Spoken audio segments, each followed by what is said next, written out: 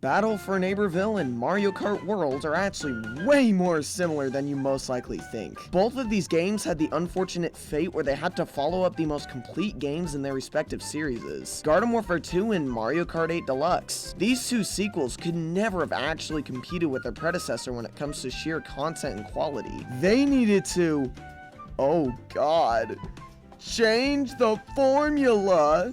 I didn't know video games could do that! And yet, despite being a huge fan of both series, I think Mario Kart World approached the same idea BFN did in a much better way. And there's one pretty simple way to explain. Mario Kart World added, Battle for Neighborville replaced. I think the best way to start this is by going through what the actual things these games added were. BFN, aside from given additions like new characters and maps, added a more in-depth character upgrade system, more team-based mechanics, and a much more in-depth single-player mode with 4 PvE campaigns. Compared to Mario Kart World's, this isn't a lot, but to be fair, that's more so due to Nintendo's insanely high budget compared to BFN, which is running off $5 in a dream. So for Mario Kart World, I'm gonna simplify it to only 3 new additions to make this fair. Mario Kart World added a parkour system, a new knockout-based mode, and a single-player heavy free-roam open-world mode. And for fairness sake to both games, these ideas seem pretty cool on paper. However, I think Mario Kart World's execution of these core ideas work a lot better. For example, both free roam and PvE missions in BFN allow you to explore multiplayer maps like Mount Steep or Peach Stadium. However, the free roam in Mario Kart works much better to me because there's actually stuff being added here. New pathways that are inaccessible in regular racing, high points to view the main track from below, context of what certain track elements even are. For example, the ice cream on Sky High Sundae are actually natural tree-like objects stemming from the ground. It feels much more exciting to explore because it provides context for the track you've been racing on. It's more of a now you know than here you go, here's your single player offering, now please leave me alone. BFN's open world by comparison actually makes the maps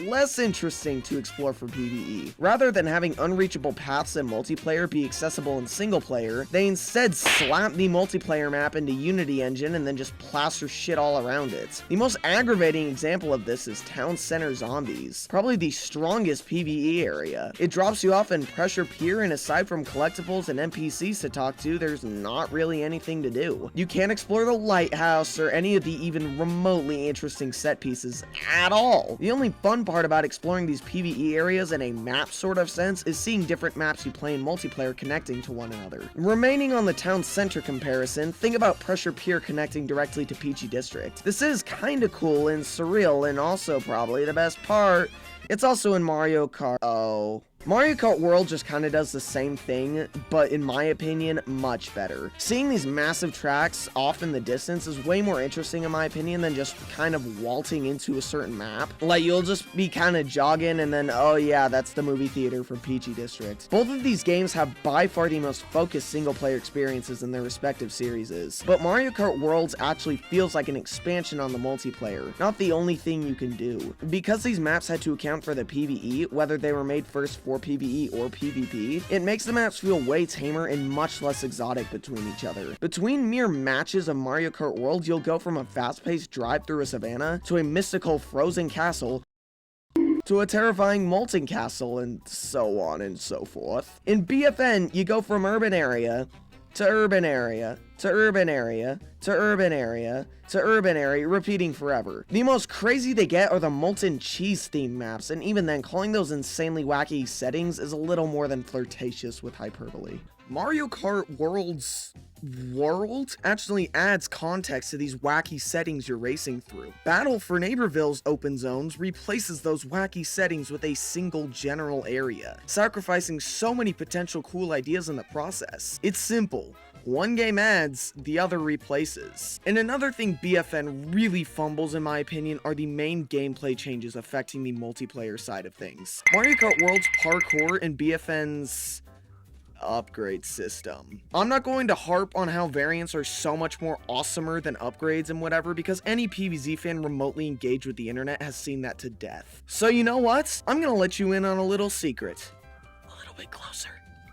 I don't hate the idea of a more complex upgrade system. In fact, I think it could do a great job at adapting Plants vs. Zombies as a franchise even better than Variants could. In a similar way, the complex parkour system does a good job at making Mario Kart feel much more like an actual Mario platformer, jumping around like a lunatic. The issue is that Mario Kart World actually goes all the way with its platforming mechanics and makes it feel like a fully realized mechanic. The biggest offense of upgrades is not only that they replaced Variants when they realistically didn't even have to, but also just that they didn't get nearly crazy enough with these damn things in the first place. Having an upgrade system be the entire backbone of your replay value would be fine. If Dead by Daylight shows anything, it can work and be fun, but you actually need to make some interesting upgrades, not some, oh, your pea shooter has a homing shot that actually can't lock onto jack shit, I've decided, or deal more damage at low health, but only when the game feels like it. The fun of Plants vs. Zombies games are about strategy and synergy, but that synergetic gameplay is only really fun when the things you're comboing with each other are actually fun and rewarding to put to good use. In Mario Kart World, if you pull off the huge Bowser's Castle shortcuts every lap, you can build a big enough lead to fully stop and proceed to back up into the finish line while remaining in first place effortlessly. In Battle for Neighborville, you can get the occasional funny kill, and that's about it. Admittedly, Battle for Neighborville gets pretty close to what I'm asking for with legendary upgrades, which actually feel substantial and interesting. You can use them to make fun synergies and get bullshit advantages. You actually feel powerful for once in this game, which is honestly the ideal way to balance a video game. You want everyone to feel powerful in their own way, but BFN strategies to actually make these losers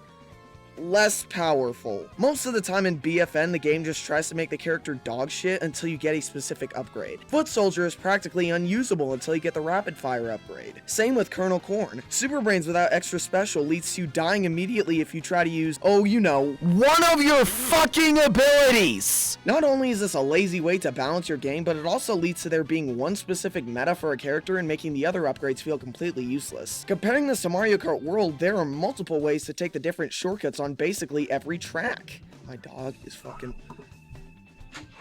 Francie, what are you doing? Please stop around here. Take Faraway Oasis, for example. You could just drive the track normally, jump into the water, bounce out, and drive towards the waterfall. And then there's the version where beforehand you go onto the left side rail, vandalize the sign with tire marks, and launch yourself onto this right side rail during a water section, which is the bastard pathway. Seems like that was the fastest way to perform it? No, dumbass! Now there's a method where you take the far right path before the water segment and charge jump in such a way where you don't attach to the first rail, but still have a trajectory towards the second rail.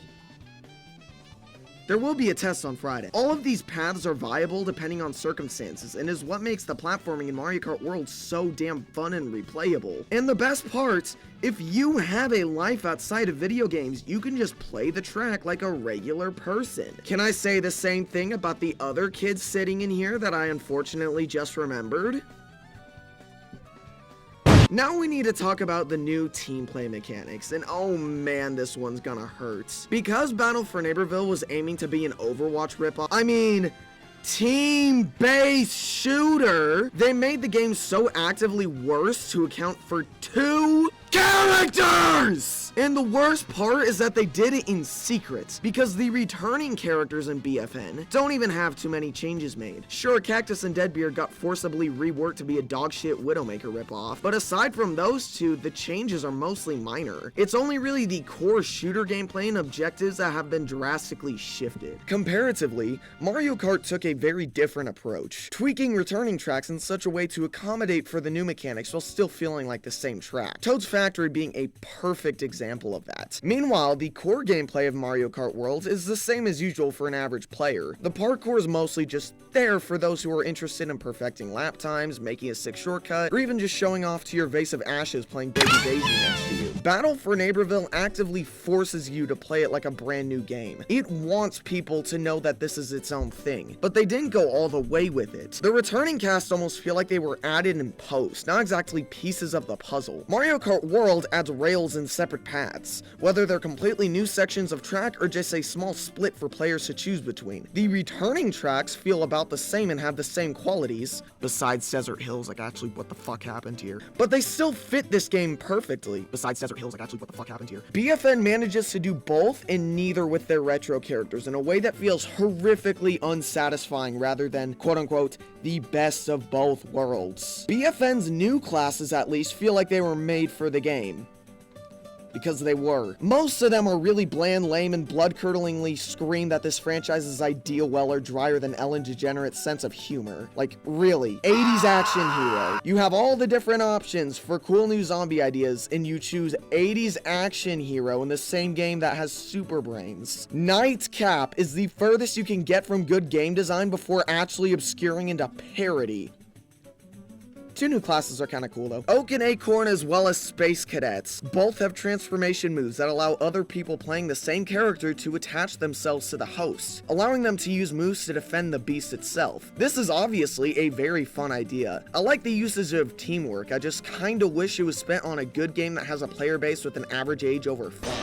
These two new characters are far and away the best addition they ever plopped into BFN. Their designs are cute, abilities are fun once you enter or attach to the transformations, and are the only characters I actually have a decent bit of fun playing. Similarly, I think the people who don't like Mario Kart World usually still admit that Knockout Tour slaps. Knockout Tour makes perfect use of pretty much every single good aspect of Mario Kart World. Expertly uses the open world, expertly uses the extended player count, expertly uses platforming/parkour, expertly uses everything great about this game. Both of these additions are great, but I have such a personal vendetta against BFN's new team play mechanics because, man, it feels like the entire game was built around just making these two characters work, and then for fan service they chucked in all the returning characters. I don't think anyone that dislikes Mario Kart World would particularly blame it on Knockout Tour. It feels like it was decided on later in production, culminating everything good about the game into one perfect mode that actually caused world peace, believe it or not. Knockout Tour feels like an earned extra piece of the Mario Kart World puzzle. Oak and Acorn/Space Cadet feels like the puzzle PopCap wanted to build, but some asshole at EA ruined PVZ or something like that. IDK giving me views. In all seriousness, Acorn and shit, that's good stuff. It feels like I'm playing a video game that actually connects all the elements that make it a video game together rather than trying too many things at once and then somehow succeeding at none of them. Jack of all trades, failure of all trades is how I describe BFN if I'm being honest. Battle for Neighborville fills me with unbridled rage because I can see the great game it could have been. Because Mario Kart World is standing right there. Hi Mario Kart World. There is a world where BFN either just added these cool on paper mechanics to Garden Warfare 2 or they just started completely fresh, starting a new series of PvZ shooters. I would have preferred the former, but I can see merit in the latter. At the end of the day, Battle for Neighborville felt some sort of need to remove good elements to try to make new ones good, and in the process brought us an uncompleted feeling game. Mario Kart World had so many great ideas and added them to the already great formula. Something like this is always going to piss off fans of the earlier games. I mean, have you seen the amount of basic shithead thumbnails that are just Mario, Sunset, it's bad in all caps. We did it, Patrick. The gaming industry is saved because I made cookie cutter complaints about the controversially marketed and priced video game. What was I saying? Oh yeah, change is going to piss off people no matter how good and fun your game is to play. What's important is doing it right. You can play Mario Kart World like a regular Mario Kart game, while also just being an insanely fun time. Besides Desert Hills, what the fuck happened here? You can't play BFN like a Garden Warfare title. You have to play it like BFN. That's fine if the game it decided to be was fun to play, but BFN just isn't. This game means a lot more to me though. It marks the turning point. The beginning of Plants vs. Zombies' nearly 10-year-long losing streak. The point of no return. Mario Kart World sets up a bright future of new content and sequels in the franchise, both for Mario Kart and the wide Super Mario franchise as a whole. Battle for Neighborville, as far as I can see, did nothing.